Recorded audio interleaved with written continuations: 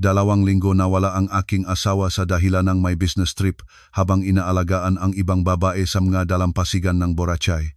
Nang bumalik siya at hiniling na pagtritin siya tulad ng isang hari, ang aking tapat na katulong ay nagbigay lamang sa kanya nga mga papel ng diborsyo. Umalis na ang aking ina nang pinutol ng aking ama ang tawag. Sa sandaling iyon, bumaksak ang kanyang mundo, ngunit ang akin ay nagsisimula pa lamang.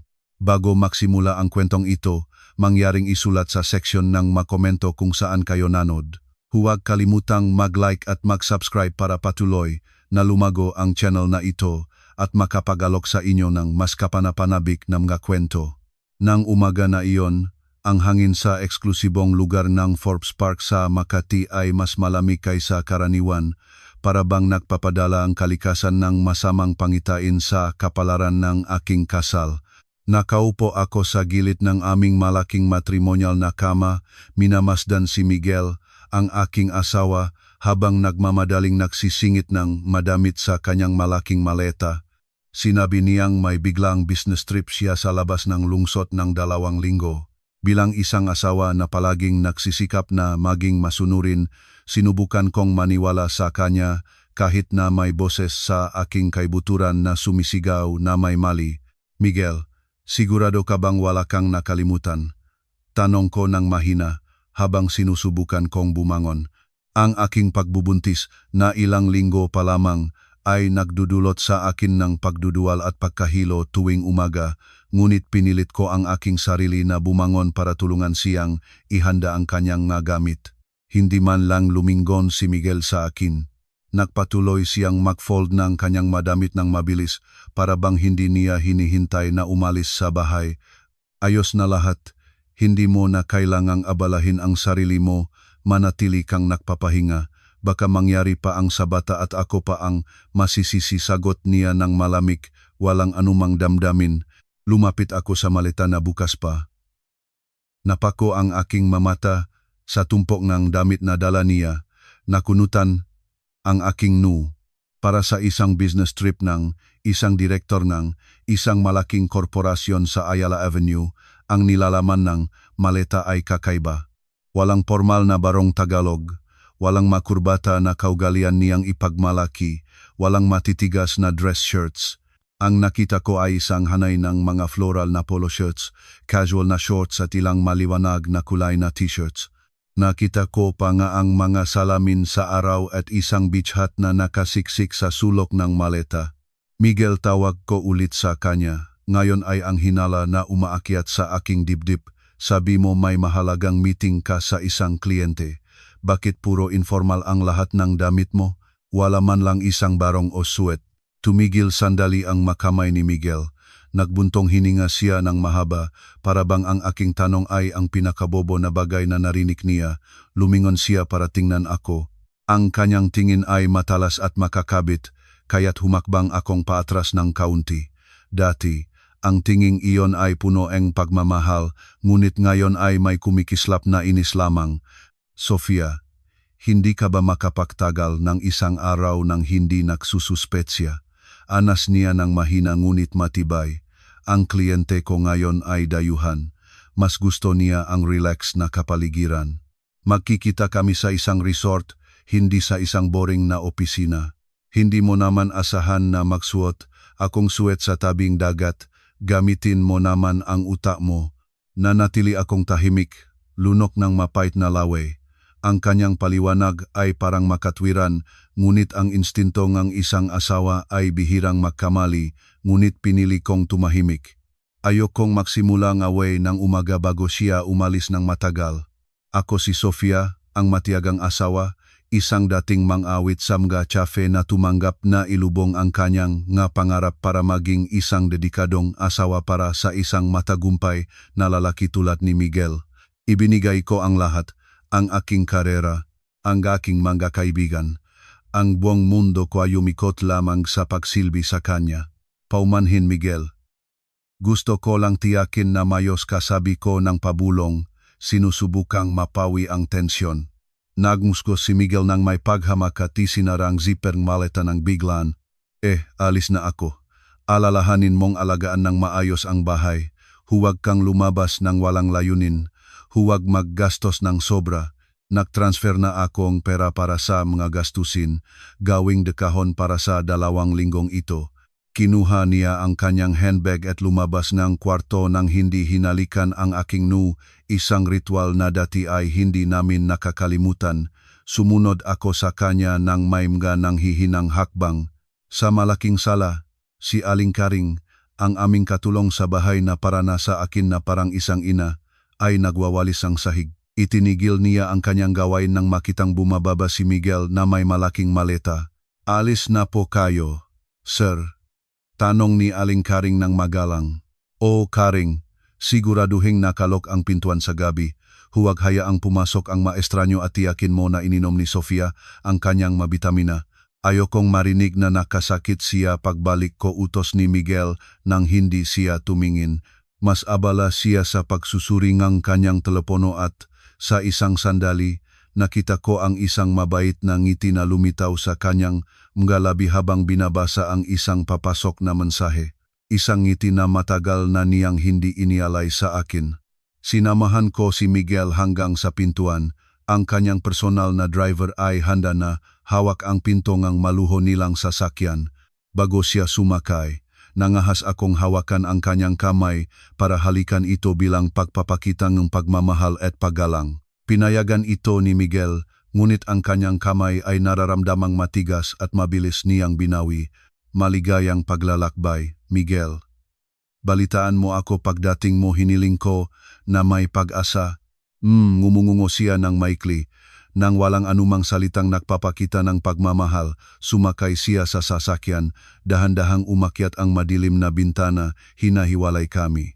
Umabante ang kotse, lumalabas sa bakuran ng aming mansyon at inilayo ang aking asawa sa akin. Matapos umalis si Miguel, ang malaking bahay sa Forbes Park ay nararamdamang labis na tahimik at malungkot. Ang karangyaan ng mga muebles sa paligid ko ay hindi kayang punan ang kawalan sa aking puso. Bumalik ako sa loob, kung saan tinanggap akong mapagmahal na tingin ni Aling Karing. "Madam, ayos lang po kayo?" tanong ni Aling Karing ng malambot, lumapit sa akin. Tila nararamdaman ng babae ang kalungkutang sinusubukan kong itago. Pinilit ko ang isang maliit na ngiti. "Wala ito, Karing. Baka mga sintomas ni pagbubuntis, pakiramdam ko ay medyo emosyonal. Kakaiba naman ang ginawa ng sir. Karaniwan, kapag nagbibiyahe, nagpapaalam siya ng maayos at hinahawakan ang iyong tiyan. Ngayon ay mukhang nagmamadali siyang lumabas." Komento ni Aling Karing ng tapat, nagpapahayag ng eksaktong iniisip ko rin. "Baka stress si Miguel sa trabaho, Karing. Ang magagawa natin ay manalangin na maayos ang lahat para sa kanya," sagot ko. Sinusubukang ipagtanggol ang aking asawa sa harap ng iba, kahit na ang aking sariling puso ay nag-aalinlangan. Dahan-dahang lumipas ang maaraw, bihirang makipag-ugnayan si Miguel. Sa tuwing tatawagan ko siya, palagi siyang may dahilan na nasa meeting, masamang signal o nagseserve ng mga kliyente. Ang aking text ay sinasagot ng ilang oras pagkatapos na may 1 o 2 salita lamang, "O ayos, abala." Hanggang isang gabi, habang nagbabrowse ng walang malasakit sa social media, nakita ko ang post ng isang babaeng nagngangalang Valeria. Si Valeria ang dating nobya ni Miguel, isang kilala sa high society na palaging nagbibihis ng magarbo. Sinabihan niya ako ni Miguel na wala na silang contact, ngunit sa pinakabagong litrato ni Valeria, nagpopose siya sa isang sikat na beach club sa Boracay. Nagsusuot siyang salamin sa araw na sumasalamin sa silwetang taong kumukuhang larawan. Humampas ang aking puso. Pinalaki ko ang imahe, nakatutok sa refleksyon ng salamin ni Valeria. Kahit malabo, nakikilala ko ang silheta, ang kanyang postura, ang paraan ng kanyang pagtayo at ang floral shirt na suot niya. Pareho sa shirt na nakita ko sa maleta ni Miguel noong nakaraang araw. Nagsimulang manginig ang aking katawan, bumahang luha sa aking mamata. Kaya iyon ang business trip na pinag-usapan niya, isang pagtitipon sa kanyang nakaraan. Si Valeria, ang babaeng palaging nagpapahina ng aking loob, ay ngayon ay masayang nagtatawa kasama ang aking asawa sa isla. Samantala, nandito ako, Hinahaplos ang aking tiyan na halos hindi pa lumalaki, nag-isa sa lupngang malamig na gintong hawlang ito. Gusto kong sumigaw, gusto kong magalit, ngunit kanino, hindi sasagutin ni Miguel ang aking matawag at kung akusahan ko siya ngayon ng walang mas matibay na katibayan, tiyak na babaluktot niya ang makatotohanan at tatawagin akong baliw at slosa. Umiyak lamang ako ng tahimik, hinahayaang kumain ng sakit ang aking kaluluwa ng unti-unti. Si Aling Karing, nang makita akong umiyak sa hapagkainan, ay nakpahit lamang ng aking likod at naghandog ng isang basong maligamgam na tubig ng walang matanong, dahil alam niyang ang anumang katanungan ay lalo lamang magpapalalim ng sugat. Sa katahimikan ng gabing iyon, naunawaan ko na ang aking kasal ay nakabitin sa isang hibla. Ang aking masakripisyo ng pag-iwan ng pag-awit, ang aking pagsisikap na maging isang masunuring asawa, wala itong halaga para kay Miguel. Para sa kanya, malamang na hindi ako hihigit sa isang palamuti sa bahay habang ang kanyang puso ay patuloy na naukol sa ibang babae mas malaya, mas mapahamong at mas angkop sa kanyang pamumuhay. Gayunpaman, naive pa rin ako. Nahihintay pa rin ako na lahat ay isang pagkakamali. Nahihintay pa rin ako na bumalik ang aking asawa at yakapin ako. Isang pag-asa na kalaunan ay mas malalim na susugatan sa akin. Ang kalangitan ng Maynila ng gabing iyon ay parang nagbabahagi ng sakit ng aking puso. Maitim at makapal na ulap ang tumakip sa mga bituin at ilang sandali pagkatapos, nagsimulang malakas na umulan, kasabay ang malakas na hangin. Ang makidlat ay nagliwanag sa salangang malaking bahay na naging madilim dahil sa pagputol ng kuryente. Ang kulok ay nagpapayanig sa masalamin ng mabintana ng nakakagimbal. Nakaupo akong nakakulupkop sa sopa nga sala, kasama lamang ang isang kandila na ang apoy ay umalon-alon dahil sa hangin na pumapasok sa mga bitak. Si Aling Karing ay nasa kusina naghahanap ng emergency flashlight.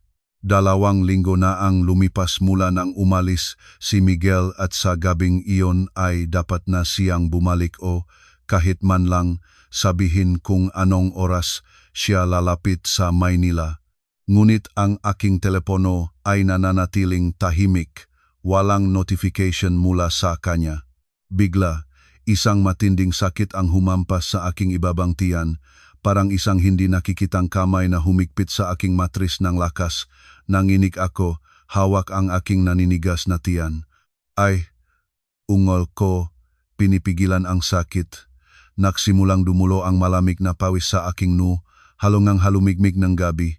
Sa simula ay inakala kong ito ay isang false contraction o isang cramp dahil sa pagod sa paghihintay. Ngunit bumalik ang sakit, ngayon ay mas matindi, mas matalim, tumatagos sa aking likod. Naramdaman ko ang mainit na daloy sa pagitan ng aking mahita. Sa nanginginig na mga kamay, hinawakan ko ang ibabang ang aking nightgown. Nang ilapat ko ang aking kamay sa liwanag ng kandila, nabuksan ang aking nga mata sa sinda, dugo. Sariwang malapot na duho ang nakmamansa ng aking makadaliri. Charing, Aling Karing, sumigaw ako ng buong lakas, ngunit ang aking boses ay nililamon ng isang kulok na sumabok ng eksakto sa ibabaw ng kisame. Inagaw akong takot. Ang takot na mawala ang aking sanggol ay mas malaki kaysa sa pisikal na sakit na nararamdaman ko. Sa natitirang lakas ko, abot ko ang telepono na nasa mesa. Isa lamang ang pangalan sa isip ko sa sandaling iyon, Miguel, ang aking asawa, ang ama ng aking anak. Dapat malaman niya ito, dapat tulungan niya ako. Tinawagan ko siya. Marinig ang ringtone.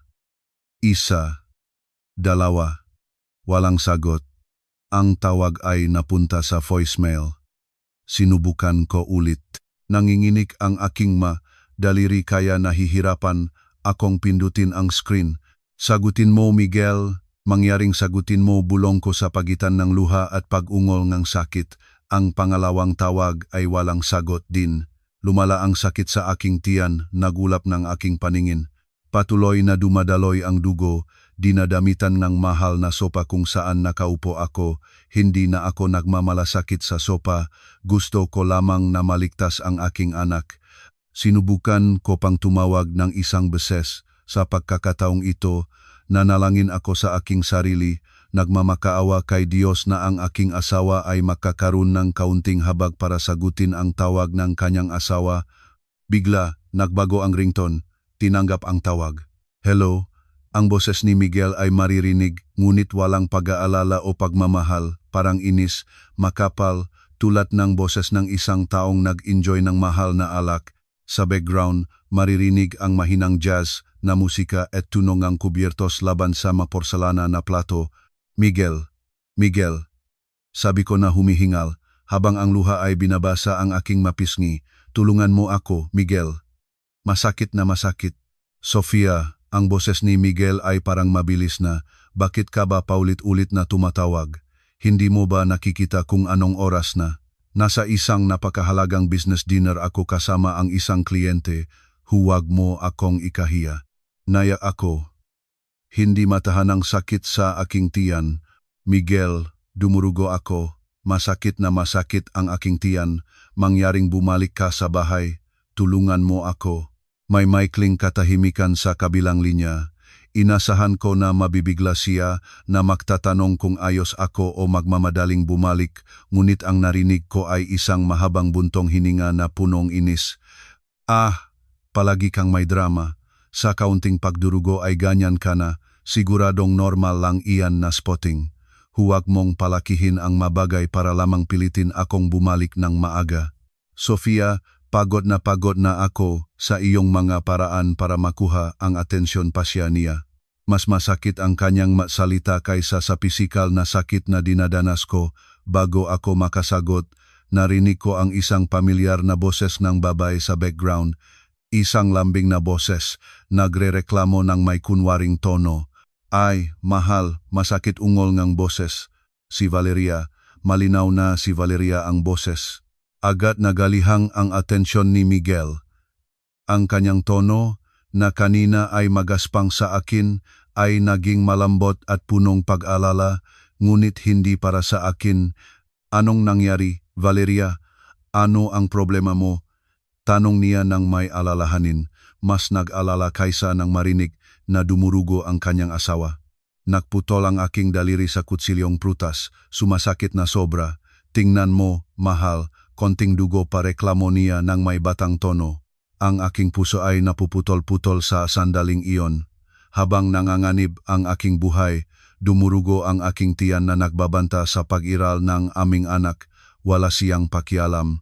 Samantala, doon, dahil lamang sa nagaskrasgan ng kutsilyo ang daliri ng kanyang kaibigan, isang sugat na hindi man lang kailangan ng plaster, siya ay nagpapakita ng matinding pagmamalasakit. Aba, mahal ko. Hayaan mong tingnan. Hintay, tatawagin ko ang waiter para humiling ng disinfectant at plaster. Maging matibay, huwag umiyak, sinasabi ni Miguel ng may pagmamahal kay Valeria. Pagkatapos, nang walang anumang pagsisisi, bumalik siya sa pagsasalita sa akin ng malamig. Pakinggan mo, Sofia, abala ako, nagugat si Valeria at kailangan kong alagaan siya. Tumawag ka sa driver o kumuha ng taxi kung talagang hindi ka maganda ang pakiramdam. Huwag mo akong istorbohin ngayon. Gunit Miguel, ang gatingan. Putulin ang tawag. Bumaksak ang aking mundo. Dumulas ang telepono mula sa aking kamay sa sahig. Lahat ay nararamdamang mas malamig kaysa sa bagyo sa labas. Ibinaba na niya. Pinili niyang gamutin ang gasgas sa daliring ang kanyang kaibigan kaysa iligtas ang kanyang asawa na nagdurugo ng malubha. Iniwanan niya akong mag-isang lumaban sa pagitan ng buhay at kamatayan. Madam, Diyos ko. Madam, narinig ko sa malayo ang masigaw ni Aling Kering. Dumating siya na may flashlight at ibinagsak ito nang makita ang aking kalagayan. Ang liwanag flashlight, habang gumugulong sa sahig, ay nagliwanag sa lawang dugo na lumalawak sa paligid ko. Dugo, napakaraming dugo. Madam, umiyak si Aling Kering ng desperado, yumayakap sa aking katawan na nagsisimulang lumamig. Lumaban kayo, madam. Tatawagan ko ang ambulansya.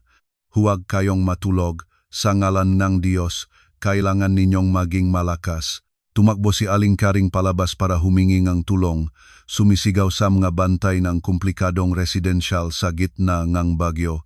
Nanatili akong nakahiga sa sopa, tinitiknan ang madilim na kisame. Ang sakit sa aking tiyan ay nagsimulang maging pamamanhit. Nalalabo ang aking kamalayan. Lumitaw ang imahe ngumingiting mukha ni Miguel sa araw ng aming kasal sa isang sandali upang palitan ng kanyang matigas na mukha habang nakikipausap sa akin sa telepono. Isang bagay ang tiyak habang dahan-dahang nagsasara ang aking mamata. Ang aking pagmamahal kay Miguel ay namatay ng gabing iyon, natunaw kasama ang dugo na umaalab mula sa aking katawan. Kung mabubuhay ako sa masamang gabing ito, naisumpa ko na hindi na ako muling magiging naive na Sofiang dati, kailanman. Inukot akong kadiliman ng tuluyan, kasabay ngang tunong ang siren ngang ambulansya na marinig sa malayo, nakikipagtunggali sa kapalaran na nagbabantang akala. 2 linggo ang lumipas ng mabilis, tulad ng isang kisap mata na pumapawi sa mga pandama. Parang kahapon lamang na naglalakad ako sa mga buhangin ng Boracay, nag-enjoy ng mamasage sa first class pass at nag-ahapunan sa liwanag ng kandila kasama si Valeria na palaging nagliliwanag. Ngunit kailangan ko nang bumalik sa katotohanan. Ang taksi na nagdala sa akin mula sa airport ay tumigil sa harap ng mataas na gate ng aming bahay sa Forbes Park. Bumaba ako ng may makahalong damdamin. Sa isang banda, nararamdaman kong nag-renew matapos ang mahabang bakasyon na ipinakpanggap na business trip. Ngunit sa kabilang banda, tamad na ako na harapin ang rutinang tahanan. Ang pag-isip ng simpleng mukha ni Sofia, ang kanyang mabahay na damit at mga monotonong pag-uusap tungkol sa buwan ng pamimili o sa kanyang pagbubuntis ay nagpabuntong hininga sa akin. Anong kaibahan kumpara kay Valeria, na palaging amoy mahal na pabango, nagbibihis ng moderno at alam kung paano papurihin ang aking ego. Salamat, sir, sabi ko ng maikli sa taxi driver matapos ibaba ang aking bagahe. Hinila ko ang maleta patungo sa bungat ng pintuan. Ang unang napansin ko ay isang kakaibang katahimikan. Sa oras na iyon, ang mailaw hardin ay madalas na nakaon na at ang amoy nga hapunan ay karaniwang umaabot hanggang sa pintuan. Ngunit ngayong gabi, ang bahay ay ganap na madilim, parang walang nakatira. Ang liwanag ng kalye lamang ang nagliwanag sa harapan ng malaking istruktura. Ano ba ang nangyayari kay Sofia? Sa halip na salubungin ang kanyang asawa, iniwan niya ang bahay na madilim tulad ng yungib. Bulong ko ng mainit. Pinaikot ko ang susingang pangunahing pintuan. Isang mabigat at nakakulong na hangin ang tumama sa aking ilong nang mabuksan ang pintuan. Amoy ngang bahay na ilang linggong sarado, halumigmig at kakulangan ng bentilasyon. Walang amoy ngang sariwang lutong pagkain na karaniwan kong tinatanggap. Hinanap ko ang switch ng ilawong sala.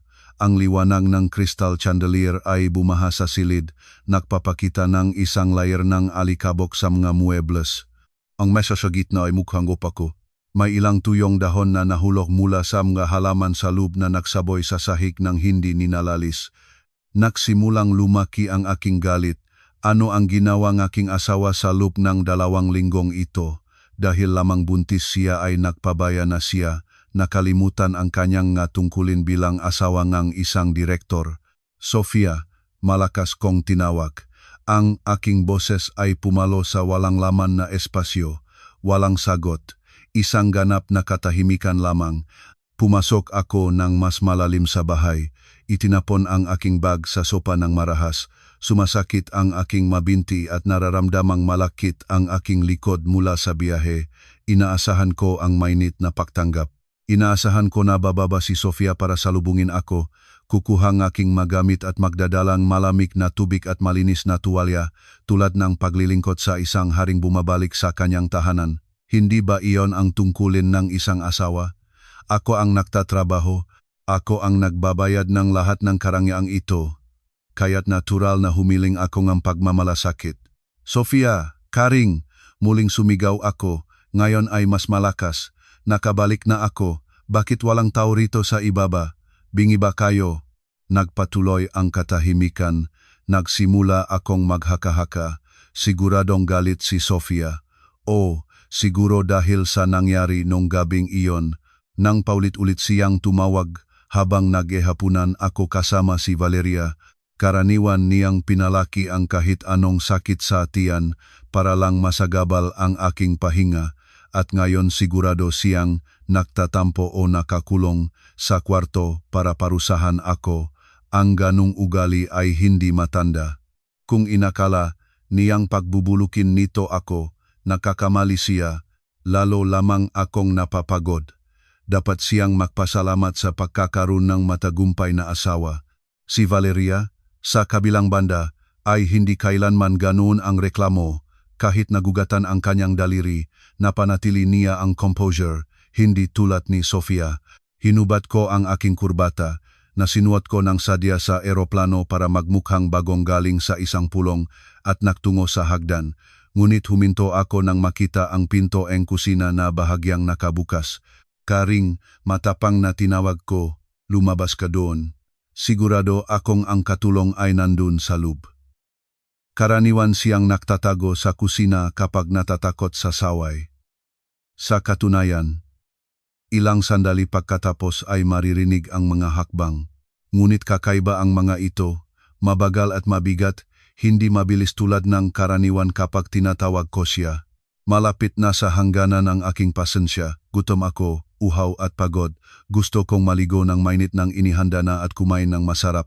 Hindi ko napakialam kung galit si Sofia, ang aking mapangangailangan ay kailangang tutukan. Pagkatapos ng hapunan, makikipag-usap ako sa kanya.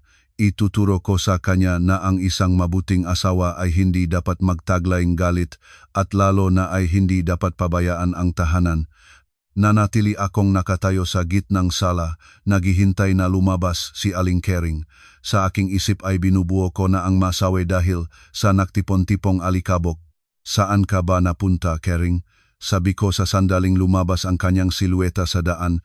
Tinatawag kita at hindi ka sumasagot. Nasaan si Sofia? Bakit madilim ang lahat?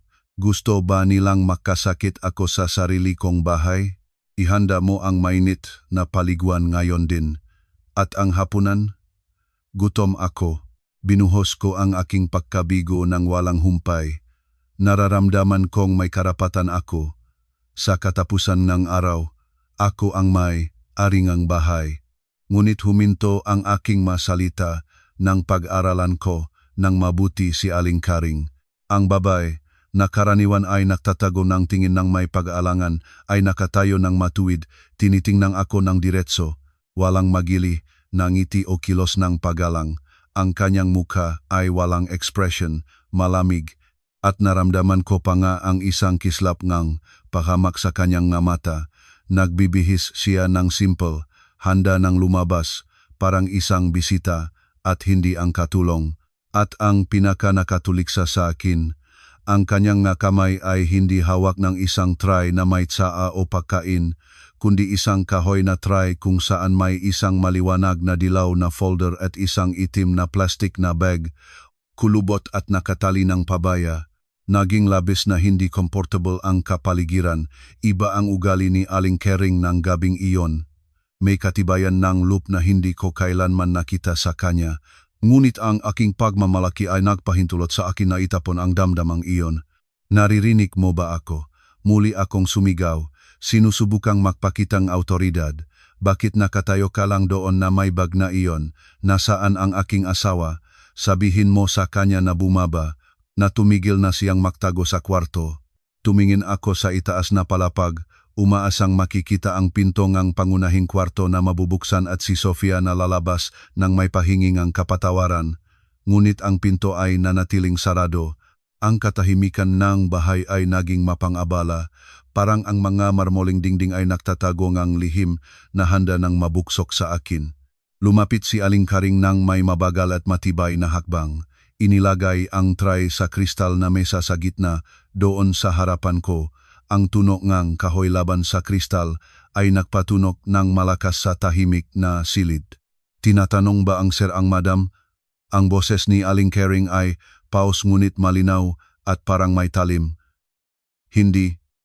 na niya ginagamit ang dating magalang na tono, kundi isang di malambot na pakikitungo. Oh naman. Sino pa ang tatanungin ko? Ang kapitbahay? Sagot ko ng masungit.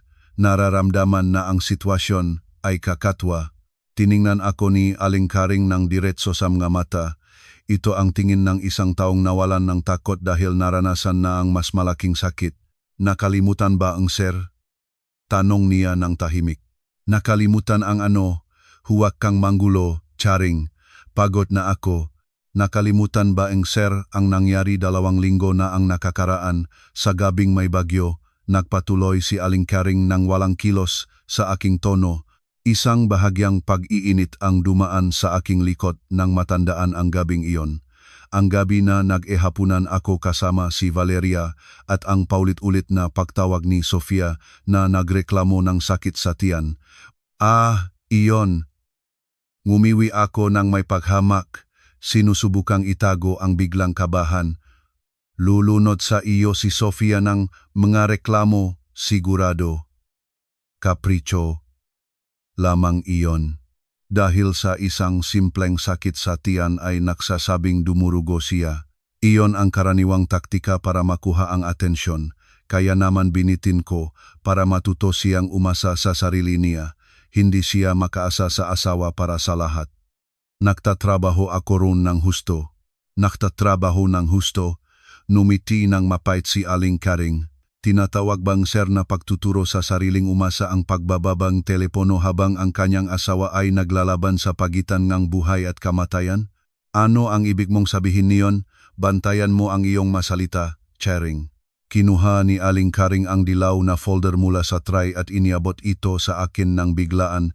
Pinilit akong kunin ito. Wala na ang madam sa kwarto sa itaas. Sir, umalis siya sa bahay na ito 2 linggo na ang nakakaraan.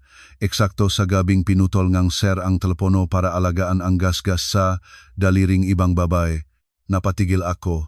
Ang masalita ni Aling Karing ay bumaksak tulad ng timbang malamig na tubig. Umalis. Ibig mong sabihin ay pumunta siya sa bahay ng kanyang magulang. Hindi lamang basta umalis, sir, ang boses ni Aling Karing ay nanginig ng galit ng gabing iyon. Ang madam ay nagkaroon ng malubhang pagdurugo. Dugo, sir. Ang dugo ay dumanak sa parehong sopa kung saan kayo ngayon nakatayo. Tinawagan niya kayo para humingi ng tulong, nagmamakaawa para sa buhay ng kanyang anak, ngunit sumigaw kayo at pinili ang ibang babae. Ako ang nagayos ng pagdadala sa kanya sa ospital sa isang kotse na humingi ko ng pang-emergency sa gitna ng bagyo dahil ang inyong driver ay nasa inyo na nagdala sa inyo sa airport. Napatigil ako. Ang boses ni Sofia na nagungol sa telepono ay muling tumanim sa aking isip. Ang boses na iyon na punong sakit, totoo ba iyon? At kumusta na siya ngayon? Tanong ko ng mahirap. Nagsimulang matisod ang aking kayabangan. Nabuhay siya kahit na kailangang manatili siya sa intensive care. Ngunit ang kanyang puso ay namatay para sa inyo, sir. Tinuturo ni Aling Karing ang dilaw na folder na hawak ko sa kamay. Iyon ang petisyon sa diborsyo na naifile na nga kanyang abogada. Inasikaso ni abogada Glara ang lahat. Diborsyo? Hinihing ba ni Sofia ang diborsyo? Simatisin na Sofia. Hindi mari, bulong ko sa aking sarili. Sa nanginginig na mga kamay binuksan ko ang folder. Ang letterhead ng isang law firm ay nakikita. Petisyon sa diborsyo. Petisyonero, Sofia. Respondent, Miguel.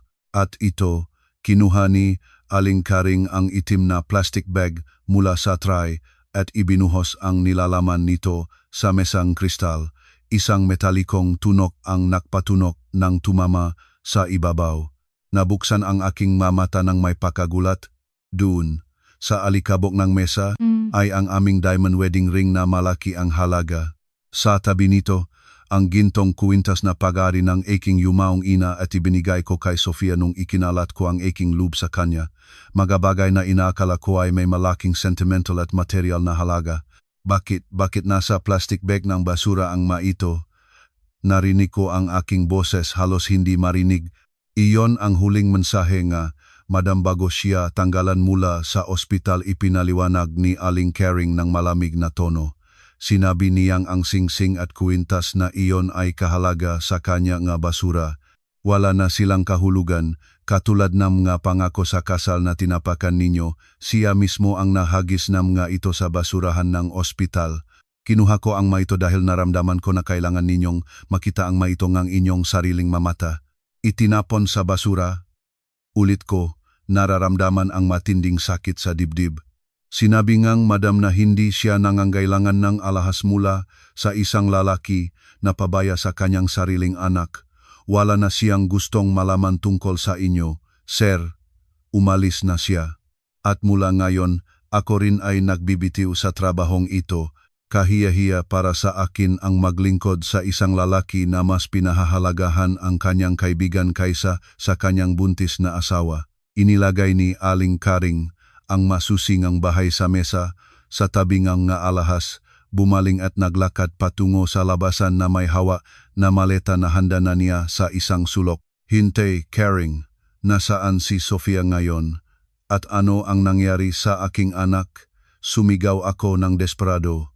Huminto si Aling Karing bago tumawid sa pintuan, ngunit hindi bumaling. Tungkol sa inyong anak, kayo mismo ang sumuko sa karapatang iyon ng gabing pinutol ninyo ang telepono. Hanapin ninyo sila mismo kung may kahihiyan pa kayo. Malakas na naksara ang pangunahing pintuan. Naiwan akong mag-isa, ganap na mag-isa. Nawala ang lakas ng aking mga binti, walang kakayahang bumalik sa bigat ng aking katawan. Bumaksak ako sa sopa. Sa parehong sopa kung saan hinahayaan ang lahat ng sakit ni Sofia, ang aking mamata ay nakatutok sa diamond ring sa mesa. Ang liwanag nito ngayon ay parang isang panlalait sa aking kahangalan. Sa pamamagitan ng bagnang basura, ang aking pagmamalaki ay nakatama. Sofia, bulong ko sa gitna nga. Walang laman na silit na ngayon ay parang binibigatan ako. Ano ang nagawa ko? Ngunit walang sumagot. Ang alinggaw-ngaw lamang ang aking sariling boses sa maluho nilang bahay na ngayon ay parang isang disyerto. Ang pagbabawing inaakala kong matagumpay ay naging kalamidad. At iyon ay simula pa lamang.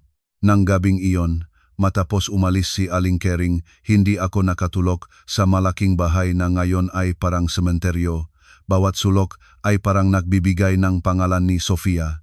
Ang sopang sala ay may natitira pang bahagyang madilim na mansa na inaakala ko ay bakas ng pagdurugo ng aking asawa na aking anak. Ang pagkakita nito ay nagpaikot ng aking sikmura, hindi dahil sa pagkasuklam kundi dahil sa pagkakasala na nagsisimulang lumabas. Kahit na ang aking kayabangan ay nagsisikap na balewalain ito, gustong maniwala ko na si Sofia ay kumilos lamang ng impulso at emosyon dahil sa pagbubuntis. Malamang ay mabibigyan ng kahulugan niya na kailangan niya ang aking suporta, ang katayuan ng pagiging asawa ko at babalik siya. Gayunpaman, ang katahimikan ng bahay ay hindi matahanang tiisin. Kailangan kong lumabas, kailangan kong makita ang isang taong magpapatibay sa akin na magpapakita sa akin na wala akong nagawang masama. At ang tanging tao na kayang gawin iyon para sa akin sa sandaling iyon ay si Valeria. Nang hindi nagbagong damit, kinuha ko ang mga susing kotse at ang aking pitaka. Nagmaneho ako sa mga kalyeng Maynila patungo sa maluho nilang kondominium ni Valeria sa BGC.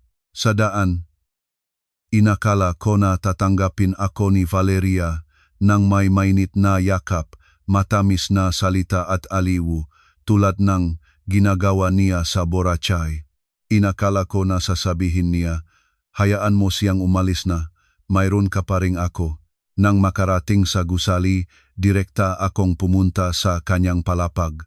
Paulit-ulit kong tinanik ang doorbell ng may sabik. Matapos ang matagal na paghihintay, nabuksan ang pintuan. Ngunit ang pagtanggap ay lubhang naiba sa inaasahan ko. Nakatayo si Valeria sa pintuan ng may galit na hitsura. Gulong-gulo ang kanyang buhok, namamaga ang mata sa antok at nakasuot lamang ng kulubot na silk na bata. Walang ngiti o yakap. Miguel, anong ginagawa mo rito ngayon? Tanong niya ng masamang ugali nang hindi ako pinapasok. Dapat ay bumalik ka na sa iyong asawa. Kakagising ko pa lang, pagod na pagod ako sa biyahe kanina. Napatigil ako. Ang kanyang tono ay lubhang. Naiba sa malambing na Valeria ang Boracay. Valeria, kailangan kong kausapin kita. Sa bahay, lahat ay kagulo. Umalis si Sofia at hinihingi niya ang diborsyo, sabi ko ng isang boses na parang kawawa. Nabuksan ng husto ang mga mata ni Valeria, hindi dahil sa habag, kundi may kislap ng kalamigan at pagkalkula. Diborsyo, talaga, at ano ang mangyayari sa mga ari-arian, hindi nila kayo pinalayas ng walang pera, di ba? Ang kanyang matanong ay naguluhan sa akin. Hindi siya nag-aalala kung kumusta ako, kundi ang aking sitwasyong pinansyal. Gayunpaman, dahil sa aking pangangailangan ngang samahan, nagpasya akong balewalain ang babala. Pumasok ako sa kanyang apartment. Pag-usapan natin iyon mamaya. Pagod na pagod ako, Valeria. Pakiramdam ko ay sasabok ang aking ulo, sabi ko habang nagpapababa sa kanyang leather sofa. Ang apartment ni Valeria ay lubang na iba sa mayos.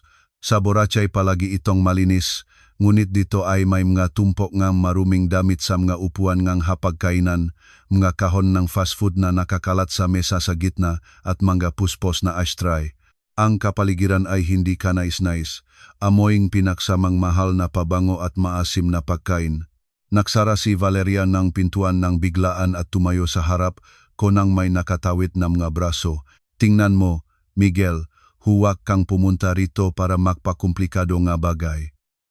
Kung nag-isip kang manatili, huwag kang umasa na alagaan kita tulad ng isang hari. Nasa bakasyon ang aking katulong at may sapat na mga credit card bills na naipon. Ay transfer mo muna sa akin ang pera para sakupin ang mabayat ngayong buwan at mapapanatag ako para samahan kita. Muli ang pera.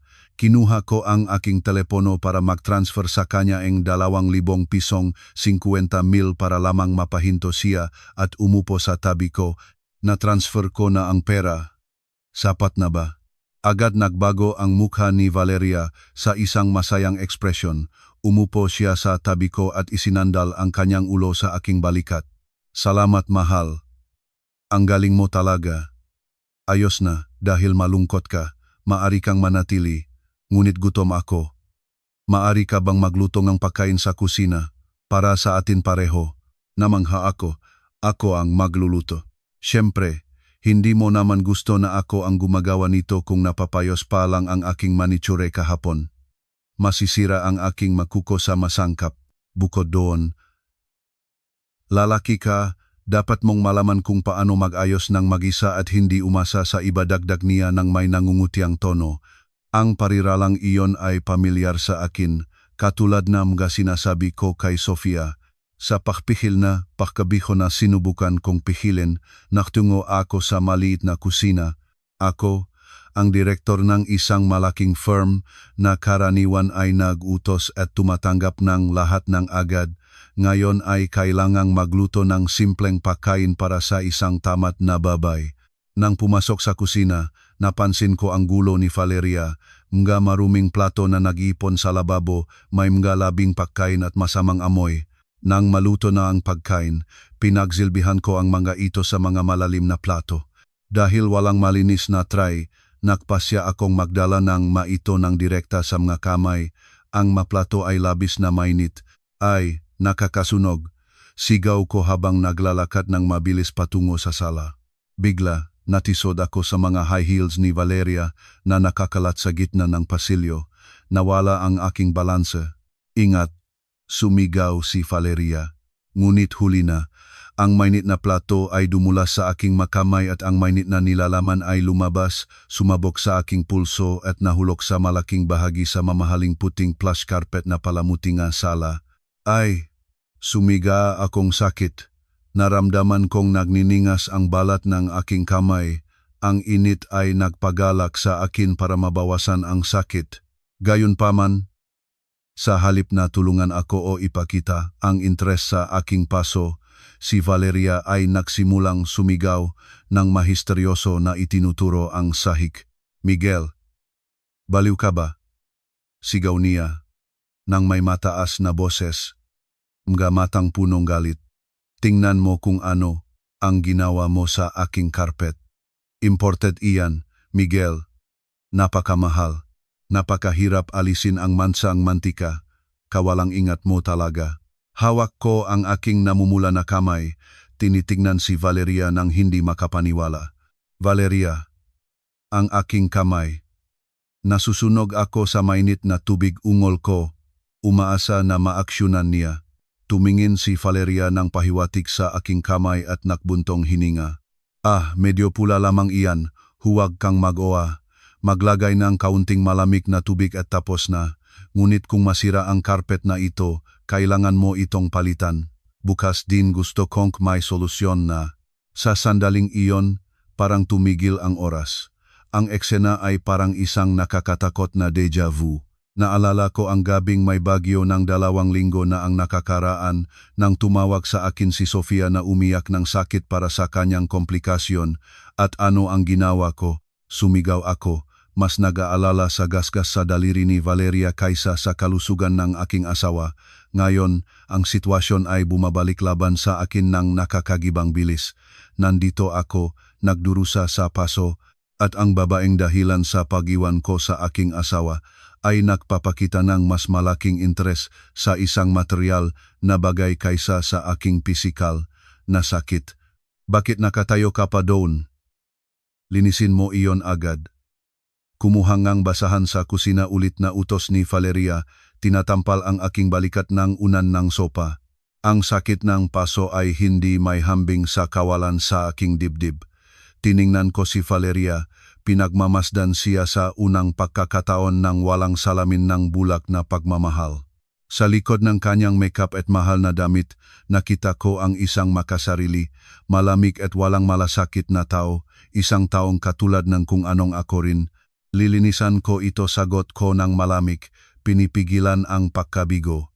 Pumunta ako sa kusina at binuksan ang gripo para lamigain ang aking paso. Ang aking mga luha ay pumatak ng tahimik, hindi dahil sa pisikal na sakit, kundi dahil sa pagsisisi na nagsisimulang gumasak sa akin. Sa ilalim ngang agos ng tubig, sa harap ngang lababo na puno ngang maruming pinggan, naunawaan ko ang aking pagkakamali. Hindi kailanman humingi si Sofia sa akin ng paggawa ng gawaing bahay. Palagi niyang inihanda ang mainit na paliguan at first aid kit para sa kahit anong karamdaman ko.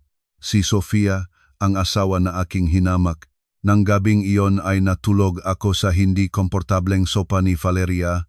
Ang kamay ay nakabalot ng isang basang-basahan ng kusina habang siya ay komportableng nagpapahinga sa kanyang kwarto matapos pilitin akong linisin ang mansa sa karpet. Nagsimula akong makita ang mahirap na daan na naghihintay sa akin. Kinabukasan, nagising ako ng may sakit ng kalamnan at kabigatan ng ulo, hindi pa gumigising si Valeria.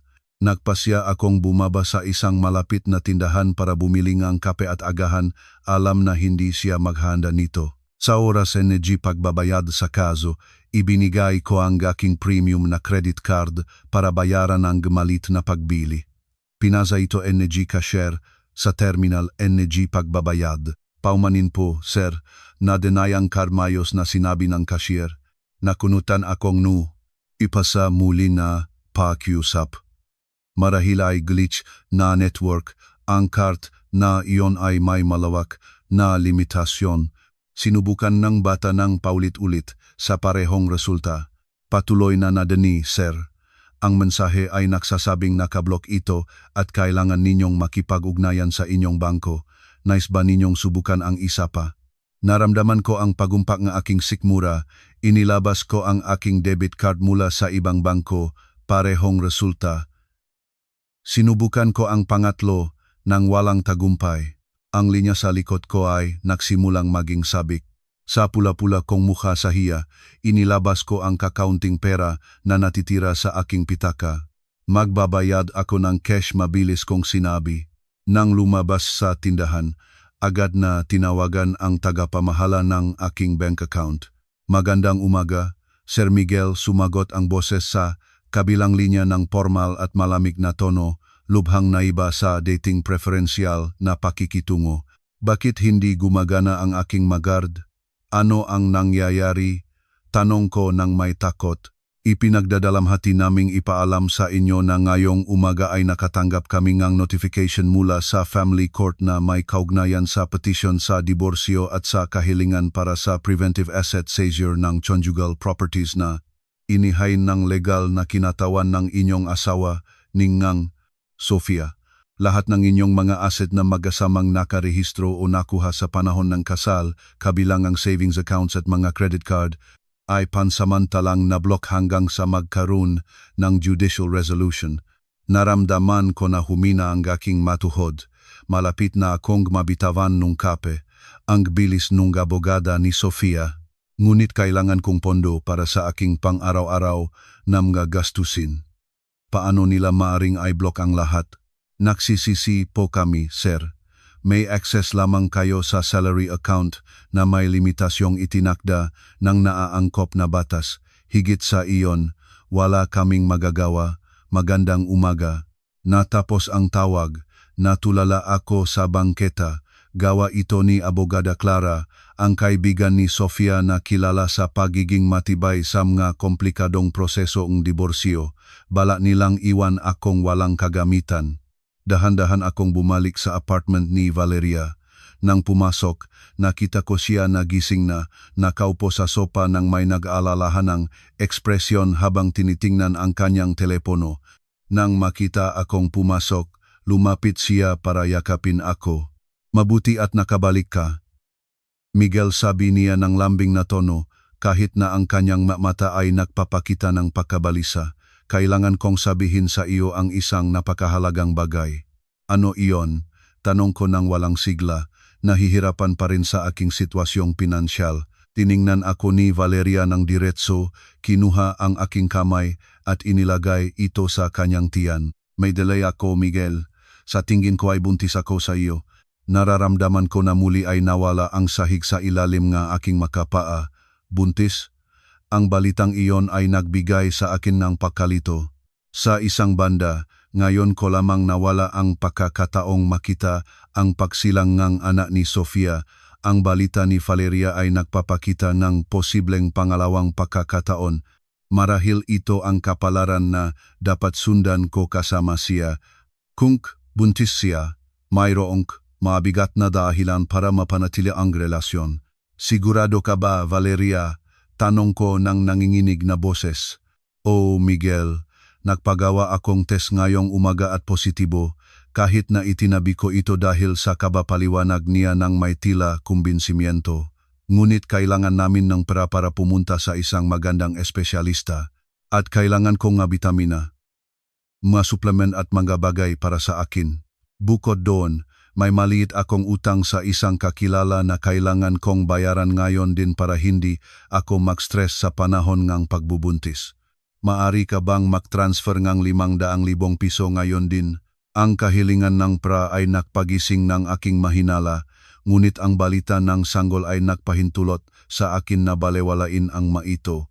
Valeria, ang aking bank account ay nablok ng korte dahil sa proseso kina Sofia. Ipinagbuklas ko ng tapat. Agad namutla ang mukha ni Valeria. Ngunit mayroon pa akong counting cash sa safe ng opisina at maari kong ibenta ang aking brand na relo. Ngunit bago iyon, dapat tayong pumunta sa doktor. Gusto kong tiyakin na maayos ang lahat sa bata. Ayoko na maulit ang nangyari kay Sofia. Sa doktor, nag-alinlangan si Valeria. Sa tingin ko ay hindi pa kailangan iyon, masyadong maaga pa. Mas mahalaga ngayon ang pera para mabayaran ang utang at mapayapa ako. Hindi sagot ko ng matibay. Lumakas ang aking hinala. Parang mas interesado si Valeria sa pera kaysa sa kanyang kalusugan. Magpupunta tayo sa doktor ngayon din. Magbabayad ako ng konsultasyon ng cash sa natitira sa akin. Kung makumpirma ang pagbubuntis, ibebenta ko ang aking kotse para sa iyo. Kahit ano para sa aking anak. Sa pagbanggit ng pagbebenta ng kotse, ang mata ni Valeria ay muli ay nagpakita ng interes. Pumayag siyang sumama sa akin kahit na halatang hindi comfortable. Pumunta kami sa isang malapit na klinika. Sa konsultasyon, si Valeria ay lubhang kinabahan.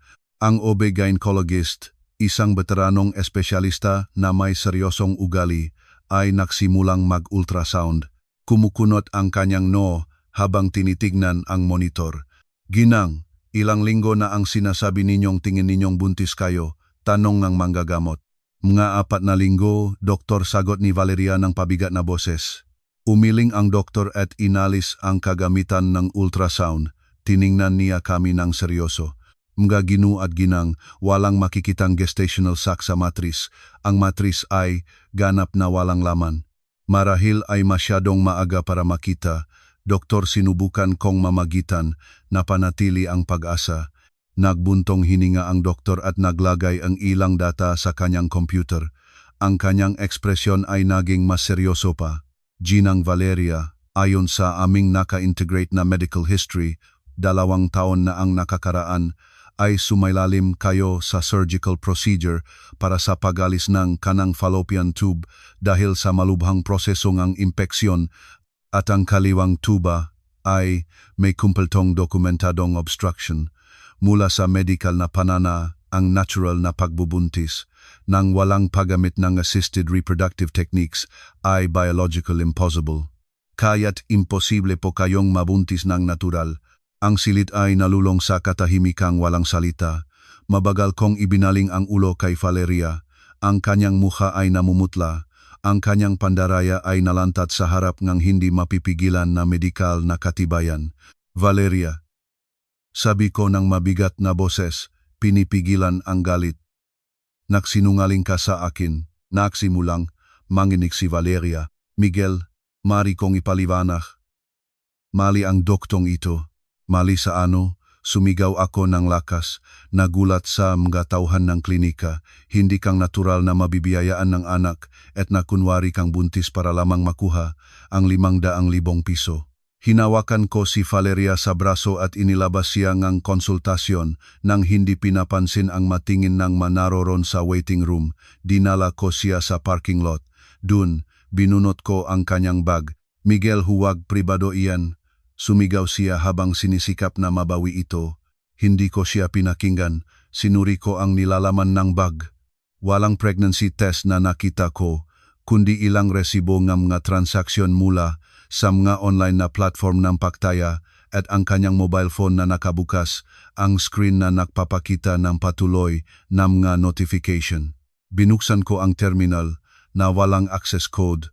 Nang basahin ko ang mga mensahe, naramdaman ko ang alon ng pagagalit. Daan-daang mensahe mula sa mga hindi kilalang numero na may banta na naghahanap ng mga bayad. Valeria, bayaran mo na ang utang mo ng 1 beses. Kung hindi ka magbabayad ng interes sa utang sa sugal ngayon, magsasagawa na kami ng hakbang. Muling natalo ka ba sa online casino? Humingi ng pera sa iyong mayamang kasosyo. Kumuha ka sa kanya ng mabilis bago pa mahuli ang lahat. Nanginig ang aking makamay habang hawak ang device. Lahat ng oras na ito hindi ako ang kanyang kasosyo o ang kanyang pagmamahal. Isa lamang akong pinakukunan ng pondo para tustusin ang kanyang pamumuhay, ang kanyang pagsusugal at ang kanyang nga utang. Sa Boracay, ang mahal na mga regalo na ibinibigay ko sa kanya ay marahil ay ibinebenta niya para patuloy na magsugal. At ngayon ay sinisikap na niyang samantalahin ang aking kahinaan at ang aking pagkakasala sa pagkawala ng anak ni Sofia sa pamamagitan ng pagkunwari na buntis para matakpan ang kanyang mautang sa sugal. Tiningnan ko siya ng may ganap na pagamak, isang tao na walang prinsipyo. Ikaw, sabi ko ng pabigat na boses. Halimaw ka. Nang natuklasan ang kanyang sarili, inihinto ni Valeria ang kanyang mapagpakumbabang ugali. Naging marahas ang kanyang mukha. Oh, at anong pakialam?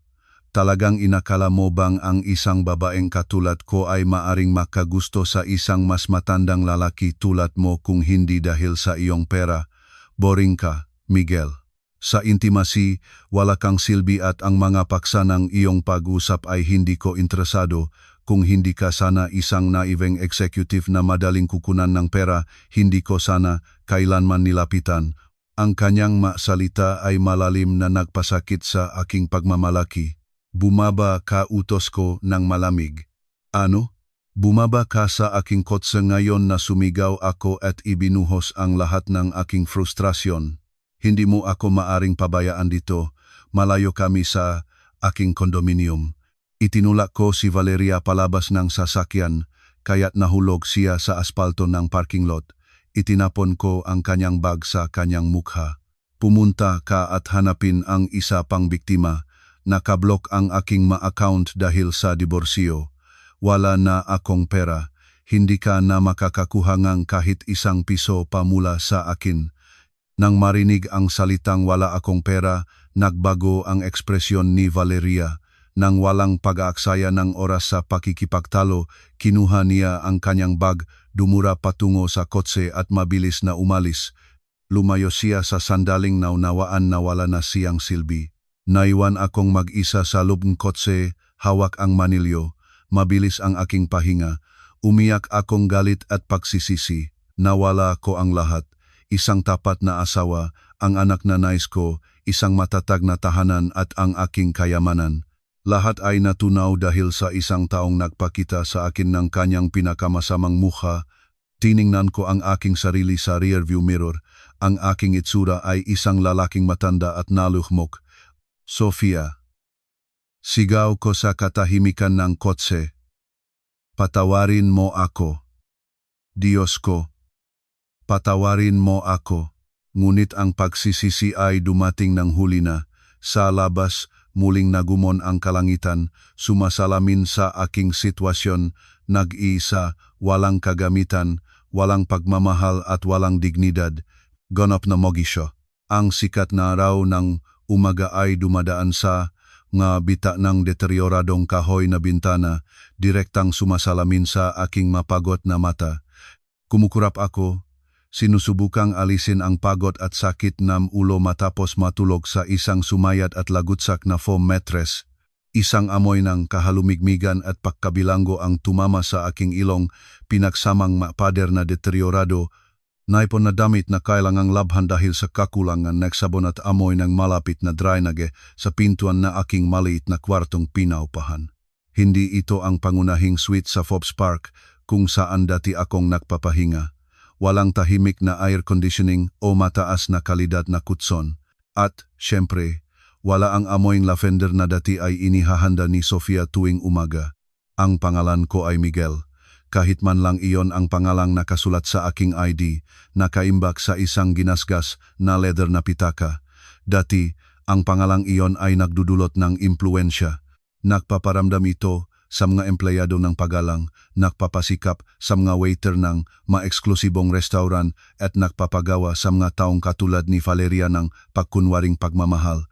Ngunit ngayon, isang taon matapos ang kolapsong iyon, ang pangalang Miguel ay wala ng ibang kahulugan kundi ang pagkakakilanlan ng isang food delivery rider na nasa kalagitnaan ng ika-30 taon, naninirahan sa isang simpleng kapitbahayan sa labas ng Maynila, nagbabahagi ng espasyo sa mga kahirapan ng araw-araw na buhay. Bumangon ako nang may sakit sa likod. Sa katapusan ng aking 30 taon hindi ko dapat nararamdaman ang ganito. Ngunit ang mamga pakukulang at patuloy na stress ay mabilis na nagpahina ng aking pisikal na kondisyon. Naglakad ako patungo sa shared na banyo sa dulong pasiyo. Mayroon ng pilangang paghihintay. Naririnig ang pang-araw-araw na ingay ng makapitbahay at mga reklamo dahil sa paggamit ng tubig. Ibinaba ko ang tingin para maiwasan ang kontak sa mata sa ibang mga nangungupahan na karaniwan ay naktatanong sa akin tungkol sa aking makapagkaantala sa pakbabayad na upa na kwarto. Hoy, Miguel, huwag kang magtagal sa banyo. Huwag mong ubusing lahat ng tubig, sumigaw ang isa sa mga residente nang makita akong pumasok para maligo sa malamig na tubig. Lalabas na ako, sagot ko nang may pagamin. Nung nakaraan, kung may nagsalita sa akin ng may tono na iyon, agad ko siyang tatanggalan ng trabaho. Ngayon ay tahimik, lamang akong maari at nagmamadali. Matapos isuot ang delivery jacket, ang kulay berde ay lumuma na dahil sa pagkakalantad sa araw at ulan, sinimulan ko ang delivery application sa aking telepono na may basag na screen. Ang aking available na balanse ay minimal. halos sapat para sa gasolina ng maliit na second-hand na motorsiklo na binili ko sa installment mula sa ibang delivery rider at nag-alinlangan kung sasapat para sa tanghalian. Ang makina na maliit na motorsiklo ay nag-umpisang may malakas na tunog na parang nagpapaalala sa akin ng aking mahirap na kalagayan sa tuwing nagpapabilis. Mainit ang araw sa Maynila, malakas na bumababa ang araw sa aking walang proteksyong lig. Ang alikabok ng daan ay dumadidikit sa aking mukha na punong pawis. Tumanggap akong isang order para kunin ang pagkain sa isang eksklusibong restaurant sa BGC para may hatid sa mga opisina nga Ayala Avenue, isang gusaling matatagpuan ng eksakto sa harap ng aking dating opisina. Sa pagkuhang order, tiningnan akong empleyadong establishmento ng pababa ng may pagkasuklam dahil sa aking madamit na may mga talsik ng putik mula sa daan. Mangyaring maghintay kayo sa labas. Ipapaalam namin sa inyo kapag handa na ang order. Huwag ninyong pananatilihin sa pasukan, sabi niya nang walang pagmamalasakit. Nahintay ako sa bangketa sa ilalim nga araw ng 20 minuto nang may gutom na tiyan na apektuhan ang amoy ng premium na pagkain mula sa loob nga establishmento. Mga putahe na nung nakaraan ay karaniwan ko na itatapon kung hindi eksakto ang panlasa nito at na ngayon ay maari ko lamang na tingnan mula sa malayo. Nang makarating sa destination na gusali ng opisina, kailangan kong ipark ang motosiklo sa loading zone ng basement at gumamit ng service elevator dahil restricted ang pangunahing access para sa mga delivery rider. Sa kaukulang palapag, isang batang may formal na damit ang tumanggap ng order. Katulad ng edad ng dating sekretarya ko. Natagalan kayo, malamig na ang aking pagkain, sumbong niya nang kunin ang bag ng pagkain. Walang tip o kilos ng kagandahang loob. Bilang karagdagan, binigyan niya ako ng mababang rating sa application na makakaapekto sa aking average ng maserbisyo at sa aking hinaharap na kita. Bumalik ako sa motorsiklo ng walang puso. Nararamdaman kong gustong sumiga, na paalalahanan ang lahat na ako ay dating director ng isang kumpanya, nag-aral sa ibang bansa at naging boss. Ngunit ang masalitang iyon ay nanatili sa aking lalamunan, naging mapait na lunok na dapat kong tanggapin ng tahimik. Sa hapon ay nagsimulang umulan ng kaunti. Pinahinto ko ang motorsiklo sa ilalim ng isang overpass sa Ayala Avenue para magtaguan at bigyan ng pahinga ang aking mahinang likod. Ang tiyan ko ay nagugutom. Wala akong nakain mula ng umaga, limitado ang pag-inom ng tubig mula sa isang bote na pinupuno ko sa mga public fountain. Habang hinahaplos ang aking pagod na mga binti, tinitingnan ko ang urban panorama ng Maynila na parang sumasalungat sa aking katotohanan. Ang mailaw magusali ng opisina ay nagsisimulang magon, nagpapakita ng mga profesional sa buong aktibidad sa likod ng mga bintana. Sa kabilang dakong abenida, sa isang malaking digital advertising screen na nakpapalamuti sa lugar, madalas na nakpapakita ng mga advertisement nga daluho kotse, branded watches o eksklusibong tirahan.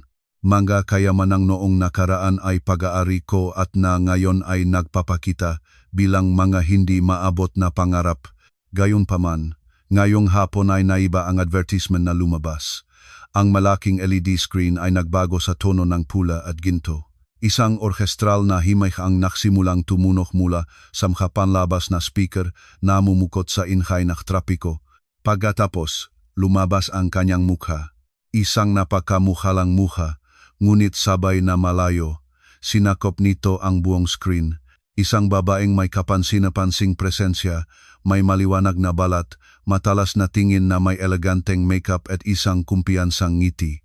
Ang mahabang madilim niyang buhok ay bahagyang gumagalaw, na naglikhang isang imaheng malaking distinksyon. Ang bote na tubak na hawak ko ay dumulas mula sa aking makakamay at gumukulong sa aspalto.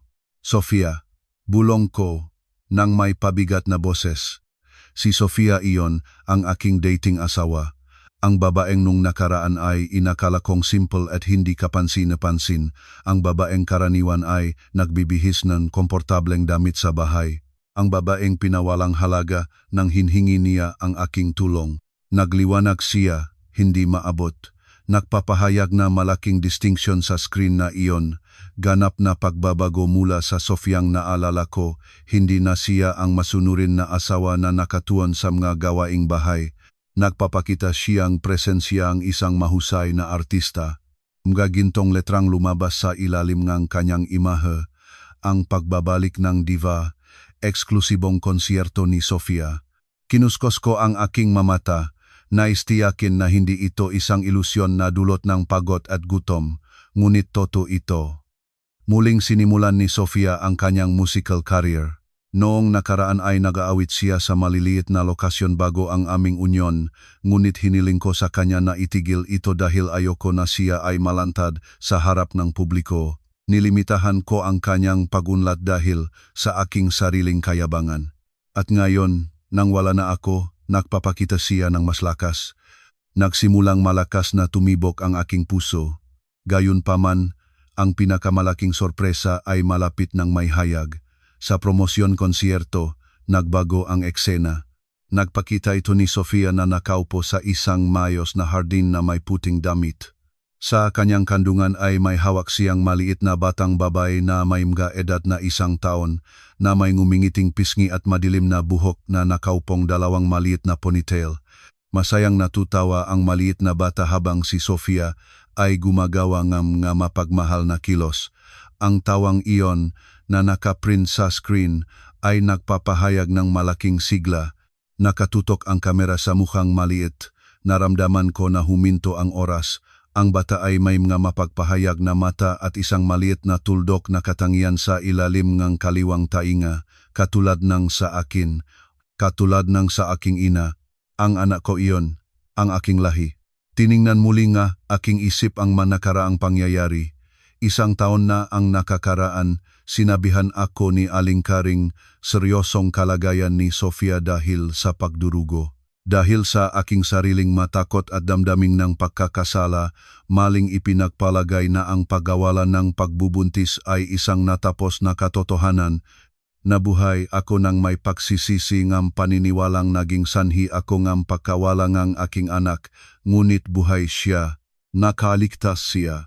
Ang maliliit na iyon ay kumapit sa buhay sa kabilang aking kawalan sa kritikal na sandaling iyon. Buhay siya. Nalaglag ang luha mula sa aking mga mata nang hindi ko mapigilan. Ilang mga naglalakad na nagtatago nga ulan ay tumingin sa akin nang may pagtataka nang makita ang isang delivery rider na umiiyak sa pampublikong daan. Ngunit hindi na ako nagmamalasakit. Ang kaginhawaan, ang pagkakasala at isang bahagyang pag-asa ay naghaluan sa aking kaloban. Ang advertisement ay nagpapatuloy na nagpapakita ang mga mensaheng inialay sa kanyang anak. Inilalahad ito bilang kanyang pinakamalaking motibasyon para malampasan ang mga kahirapan nga karaan. Lucia, iyon ang pangalan niya. Isang pangalang nagbibigay ng kaliwanagan. Tiningnan ko ng matagal ang screen. Si Sofia ay nagpapakitang katuparan, kasaganaan at pagpapahalaga, at sa kanyang na braso ay hawak ang aking anak, ang aking si Lucia, na dapat ko sana ay inalagaan. Dapat nandun ako. Nagbabahagi ng mga tagumpay na iyon. Dapat sana ako ang asawa na sumusuporta sa kanya. Sa halip, tinitingnan ko ang aking kasalukuyang katotohanan, pabaya, walang kagamitan at gutom. Bigla, isang ideya ang nabuo sa aking isip. Kung buhay ang aking anak, mayroon talagang tunay na ugnayan sa pagitan namin. Ang pagkakamag-anak ay isang hindi maiwasang salik. Si Sofia ay maaring mayroon ng galit sa akin, ngunit palagi siyang isang taong may mabuting pagpapahalaga. Kung makita niya ako sa kondisyong ito ng pangangailangan at naunawaan ang aking pagsisisi, may posibilidad na siya ay may pakita ng pag-unawa. Lalo na para kay Lucia. Ang isang bata ay nangangailangan ng presensya ng kanyang ama. Si Sofia ay mahirap na aalisan si Lucia ng kanyang biological na ama kung ang huli ay nakpapakita ng disposisyon na tanggapin ang kanyang responsibilidad. Ilang katiyakan ng nakaraan ang parang bumalik sa akin.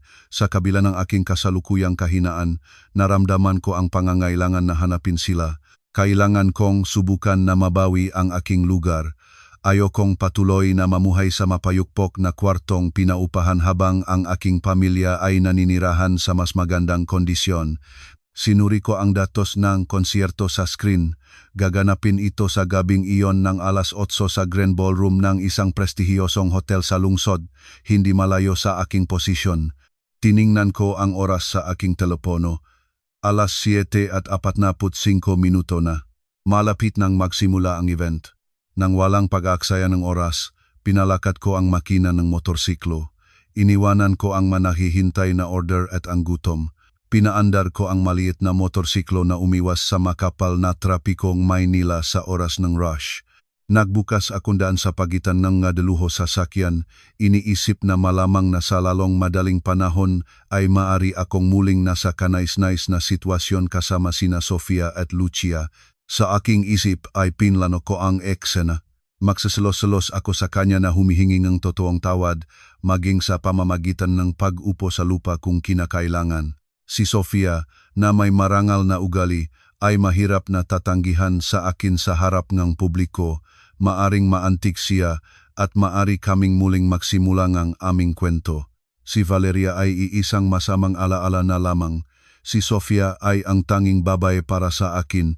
Hindi ko napagtanto na ang mental na proyeksyon na iyon ay isang desperadong pagnanasa lamang ng isang lalaking nalabuan ng pagsisisi. Hindi ko alam na nang gabing iyon ang kapalaran ay hindi maghahanda sa akin ng muling pagkakataon, kundi isang malupit na harap ng mga kahihinatnan ng aking manakaraang aksyon. Nagpapakita na ang ilang mga desisyon ay walang paglipat. Ang mahinang ulan ay naging matinding pagbubuhos, para bang sinisikap ngang klima na hadangan ang aking hakbang. Nakarating ako sa parking lot ng hotel na basang-basa ang damit. Ang aking delivery jacket ay nararamdamang mabigat sa tubig at ang malamig ay kumakain sa aking balat. Ang aking pantalon ay may mamansa ng putik mula sa daan at ang mamasa-masang sapatos ay nagpapalubha ng aking paglakat, nagdudulot ng tunok na nagpapatunay ng aking mahirap na kalagayan. Iparket ko ang motorsiklo sa isang sulok sa pagitan ng sasakyan ng empleyado ng hotel. Tinitignan ko ang pangunahing pasukan, naliwanagan ng mainit na mga ilaw. Nga deluho sasakyan ang sunod-sunod na nagdadala ng mga dumadalo sa event. Mga babaeng may gala attire at mga lalaking may formal na damit ay bumababang may distinction, tinatanggap ng magalang ng gatauhan ng hotel. Iyon ang kapaligiran kung saan dati akong nabibilang, ang mundo kung saan kinikilala. Naktungo ako sa pangunahing pasukan ng may hindi siguradong hakbang. Ang air conditioning ng lobby ay nagpatanghal sa akin sa malamig nang mabuksan ang mga automatic na pinto. Gayunpaman, bago pa makaabot sa loob ng marmol, dalawang empleyado ng private security na may malaking pisikal na presensya ang hinarangan ang aking daan ng matibay. Seryoso ang kanilang maekspresyon at ang kanilang pakikitungo ay nagpapakita ng kawalan ng interes sa aking tao, para bang ako ay isang hindi kagalang-galak na presensya sa lugar. Sandali. Saan po kayo pupunta? Hinarangan akong isa sa kanila, naglagayng kamay sa aking dibdib para ibalik ako. Pakiusap, kailangan ko pong pumasok. Nais ko pong makita si Sofia, ang artista na nagkukonsyerto ngayong gabi. Sagot ko ng nanginginig na boses, sinusubukang mapanatili ang composure. Ang dalawang guwardiya ay naktinginan at nakpakita ng bahagyang ngiti nga hindi paniniwala. Ang kanilang ugali ay nakakit na pansin ng ilang mga dumadalo na dumaan malapit na tumingin sa akin ng may pagtataka at nagmamadaling lumayo. Makitasing, Sofia, unang tingnan ninyo ang inyong sarili. Hindi kayo maaring pumasok sa lugar sa ganong kondisyon. Ito ang pasukan para sa mga dumadalo sa event, hindi isang delivery area. Kung may hatid kayong order, kailangan ninyong pumunta sa service area sa likod. Paliwanag ng isa pang empleyado ng malamig. Naramdaman ko ang halong frustrasyon at kawalan ng lakas. Muli nitong naapektuhan ang aking dignidad. Hindi ako naghahatid ng kahit ano. Ang asawa niya ako. Ako si Miguel, ang asawa ni Sofia. Maaari kayong i-verify kung nais ninyo. Sigaw ko ng desperasyon, sinusubukang sumulong sa pagitan nila na pinapakilos ng pagnanais na makita ang aking anak. Sapat na iyan, Sinabi na namin sa inyo na hindi kayo maaring makapasok, mahigpit akong hawak at dinala palabas ng pangunahing pasukan, inilayo sa isang hindi gaanong maliwanag na bahaging ang gilid ng gusali. Ang pakikipag-ugnayan ay marahas, ngunit ang emosyonal na kahirapan ay mas malaki. Manatili kayo rito. Kung susubukan ninyong pumasok muli, magiging obligado kaming tumawag sa mga puwersang seguridad. Nanatili ako doon, sa ulan, hinahayaang takpan ng tubig ang aking maluha. Mula sa posisyon na iyon, naririnig ang alingaw-ngawngang musika mula sa loob ng venue. Ang istruktura ng gusali ay hindi kayang pigilin ang lahat ng boses ni Sofia. Inaawit niya ang isang himig na may melankolyang tono. Isinara ko ang aking mga mata, pakikinig sa mga piraso na umaabot sa akin. Ang sakit ng nakaraan ay kalakasan ko ngayon. Ang maluha na nabuhos ay nagbigay daan sa isang bagong yugto. Pinili mo ang superficial kaysa sa tapat. Ang aking landas ay nagpapatuloy ng wala kang presensya. Bawat linya ay parang nakatuon sa aking tao at sa aking mapakakamali. Ipinapahayag niya ang kanyang karanasan at pinapahalagahan ng publiko ang kanyang pagganap na may palakpakan, habang ang may kasalanan ng sakit na iyon ay nasa labas sa isang sitwasyon ng ganap na kahirapan. Lumipas ang mga oras. Ang malamig at pagod ay kumukuha sa akin, ngunit nagpasya akong manatili sa lugar. Kailangan kong makita siya. Kailangan kong makita si Lucia. Mga 10:00 ng gabi, ang pinto ng side exit na nakalaan para sa mga tauhan at artista ay nabuksan. Ang liwanag ng loob ay nakipagtunggali sa labas na kadiliman. Maririnig ang mga komento at mga pagbabati na nakatuon kay Sofia. Lumabas siya sa bungat ng pintuan, kasama ang kanyang koponan sa trabaho at mga tauhan ng seguridad. Para sa akin, ang lahat ng iba pang tao ay lumabo. Si Sofia lamang ang nakuha ng aking pansin. Nagbihis na siya at nagsusuot ng simpleng ngunit eleganteng light-colored na suit na may jacket na sumasaklaw sa kanyang nabalikat. Ang kanyang mukha ay nagpapakita ng pagod ngunit gayunman ay kasiyahan. At ang pinakamakabuluhang bagay para sa akin, sa kanyang mabraso ay hawak ang aking anak, si Lucia, na tulok ng mayos na may mga pink na hearing protector na sumasaklaw sa ingay. Ang maliit ay mahina na kumakapit sa leeg na kanyang ina. Ang eksena ay nagpapahayag na malaking pagmamahal. Sofia, sumigaw ako ng buong lakas, ng isang boses na naapektuhan ng emosyon. Sumulong ako ng may kahirapan patungo sa grupo ng mga tao, sinusubukang malampasan ang linyang seguridad. Sofia, ako ito, Miguel. Ang matauhan ng seguridad ay nakhanda agad na harangan ako. Gayunpaman, itinaas ni Sofia ang kanyang kamay na nagpapahiwatig sa kanila na tumigil. Lumingon siya sa akin, pinipisil ang mata para matukoy ang basang at pabayang taong lumalapitong tao. Nang makilala ang aking pagkakakilanlan, tinahimik niya ang kanyang paglakad. Ang kanyang mukha ay hindi nagpakita ng galit o labis na reaksyon. Ang kanyang tingin ay malayo, malamig at walang ekspresyon. Tinitignan niya ako parang isang estranyo sa daan. Ang kawalan ng malasakit na iyon ay napakasakit. Hayaan ninyo siya, nakpasya si Sofia ng matibay at mahinahong tono, lubhang naiba sa masunuring boses na naalala ko mula sa nakaraan. Lumuhod ako sa kanyang harapan sa mabasang sahig, iniwanang lahat ang kahit na anong bakas ng pagmamalaki.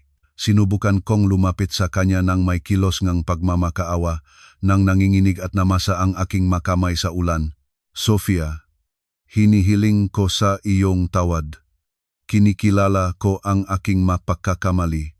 Dinanas ko ang makahihinatnan ng aking manggawa. Ang aking kasalukuyang sitwasyon ay napakahirap. Navala ko ang lahat, niloko ako ni Valeria at nalugi ako. Tingnan mo ako, Sofia. Ako ang iyong asawa. Ako ang ama ng batang iyon. Si Lucia, ang aking anak, tama ba? Nagmamakaawa sa iyo na pahintulutan mo akong hawakan siya kahit sandali. Namimiss ko siya. Bahagyang gumalaw si Lucia dahil sa presensya na aking boses. Binuksan ng maliit ang kanyang maliliit na mata at tiningnan ako. Sinubukan kong ipakita sa kanya ang isang mapagmahal na ngiti. Hoy, Munti, Ako ang iyong papa. Gayunpaman, tila natakot si Lucia sa aking pabaya na hitsura. Lumingon siya kay Sofia, nahanap ng kanlungan sa kanyang balikat at nagsimulang umiyak. Isang malinaw na kilos ng kawalan ng tiwala sa harap ng isang estranyo. Naramdaman ko na nawala ang aking huling pag-asa. Kinimkim ni Sofia ang maliit para mapawing luha at tiningnan ako muli. Ngayon ay may katibayan sa kanyang mamata. Ama, ulit ni Sofia ng isang tono na nakpakilig sa akin. Ang isang ama ay hindi nag-iwan. Kanyang asawa na walang tulong sa isang kritikal na sitwasyong pangkalusugan dahil sa pagtulong sa isang menor na suliranin ng ibang tao, Miguel. Isang malubhang pagkakamali iyon, Sofia. Hindi ko naunawaan ang kalulubaan ngang sitwasyon sa oras na iyon. Totoong nagsisisi ako depensa ko ng may desperasyon. Nagsisisi ka ba ngayon na ang iyong sitwasyong pinansyal ay mahirap o dahil natanggap mo na kayang-kaya kong ituloy ang buhay nang wala ang iyong tulong? Tanong ni Sofia ng mahinahon. Nang gabing iyon, nang hindi pinansin ang aking tawag, hindi lamang ikaw ang naglagay ng panganib sa buhay ng aming anak na mapalat na naligtas dahil sa medikal na interbensyon at suporta ni Aling Karing, kundi tinatapos mo rin ang kahit anong pagmamahal na maring mayroon pa ako para sa iyo. Ang Miguel na kilala ko ay wala na para sa akin ng gabing iyon. Ang lumuhod rito ay isang estranyo lamang. Huwag mong sabihin iyan, Sofia. Maari nating subukang muling itayo ang ating kwento. Para sa kapakanan ni Lucia, ang isang bata ay nangangailangan ng presensya ng kanyang ama. Sinubukan kong gamitin ang huling argumentong iyon. Nagpakita si Sofia ngang bahagyang ngiting ng pagtatamlay. Hindi nangangailangan si Luciang presensyang taong hindi nagpakitang pagpapahalaga sa kanyang buhay sa pinakakritikal na sandali. Nangangailangan siyang pag-alagang taong tunay na nagpapahalaga sa kanya. Sa sandaling iyon, isang lalaking may magandang hitsura at formal na damit ang lumapit mula sa loob ng gusali. Nagpapahayag siya ng kumpiyansa at katapatan. Lumapit siya kay Sofia at naglagay ng mapagmahal na kamay sa kanyang balikat. Tinitingnan ako ng may halong ng seryosidad at distansya. Nangyayari ba ang isang bagay, Sofia? Sino ang taong ito? Tanong niya ng mabigat at mahinahong boses. Tiningnan ni Sofia siya ng may pagmamahal, isang tinging dati ay inialay sa akin. Walang mahalaga, Alejandro. Isang taong nakamaling lugar. Ang sasakyan ay nahihintay na. Kailangan na nating umalis, pagod na si Lucia at hindi magandang manatili siya sa malamig na gabi, sagot ni Sofia. Kinuha ni Alejandro ng natural si Lucia sa kanyang braso. Komportableng nag-ayos ang maliit sa kanyang balikat, nagpapakita ang pagkakilala sa kanya. Ang eksena na iyon ay nagdulot sa akin ng malalim na pagdurusa. Ang aking lugar ay ganap na napunan. Sofia, pakiusap. Hindi mo ako maaring pabayaan ng ganito, sumigaw ako, nang may desperasyon habang nagsisimula na silang lumayo patungo sa isang deluho, sasakyan na naghihintay, sa kanila na bukas ang pintuan. Huminto sandali si Sofia bago sumakay sa sasakyan. Lumingon siya sa akin sa huling pagkakataon sa ilalim ng matinding ulan. Mayroon akong karapatang muling buuin ang aking buhay, Miguel. At ang aking kabutihan ay hindi nanaunay sa iyo. Si Alejandro ang aking kasosyo at ang music producer na sumuporta sa akin sa aking pagbabalik sa propesyon nang naiwanan ako nang wala kahit kanino. Pinahahalagahan niya si Lucia at inalagaan siya bilang kanyang sariling anak. Nandun siya sa bawat sandali ng paglaki niya, inalagaan siya sa kanyang makaramdaman at tinuruan siyang lumakad. Saan ka nandoon sa mga sandaling iyon? Inalagaan mo ang iyong sariling maka-interes, tama ba? Ang kanyang masalita ay tumpak at hindi maaring labanan. Ituloy mo ang iyong landas, Miguel. Tanggapin ang mga kahihinatnan ng mga desisyon na ginawa mo sa nakaraan. Huwag na kaming hanapin muli. Para sa akin, ang aming ugnayan ay bahagi ng nakaraan. Sumakay si Sofia sa sasakyan at nagsara ang pintuan. Ang mga madilim na salamin ay sumasalamin sa aking desoladong imahe, basa, gilas at nag-iisa sa aspalto. Mahinahong nagsimula ang makina ang sasakyan at dahan-dahan na umalis ang kotse sa ulan. nawala sa aking paningin at kinuha ang lahat ng naging buhay ko. Sinubukan kong sumunod sa kanila, gumagawa ng ilang mabilis na hakbang, ngunit natisot at nahulog sa mabasang sahig. Sofia, Lucia, sumigaw ako ng may desperasyon, tinatampal ang aspalto ng kawalan ng lakas. Ngunit walang huminto, nawala ang sasakyan sa abenida sa gitna ng gabing Maynila. Naiwan akong mag-isa, ganap na mag-isa. Patuloy na bumabaksak ang ulan ng lakas, kasabay ng aking kalungkutan. Nanginginig ang aking katawan dahil sa malamig at sa emosyonal na kawalan. Pinabayaan ko ang tunay na mahalaga para sa mababaw. Ngayon ay hinaharap ko ang kahihinatnan ng aking sariling pagkakamali. Nanatili akong yumuko sa ilalim ng ulan, umiyak sa aking kapalaran at nakahanap ng alih na hindi na darating. Naunawaan ko na ang aking pagsisisi ay hindi magbabago nga. Katotohanan, ang pagkakataon na itama ang aking manggagawa ay nawala na dahil sa aking sariling makilos ng nakaraan. Ngayon ako ay si Miguel na rider ng food delivery. Walang pamilya, walang kagamitan at walang malinaw na layunin. Ito ang kahihinatnan ng aking mga desisyon, isang katapusang naayon sa manggagawa ngang isang traidor tulad ko,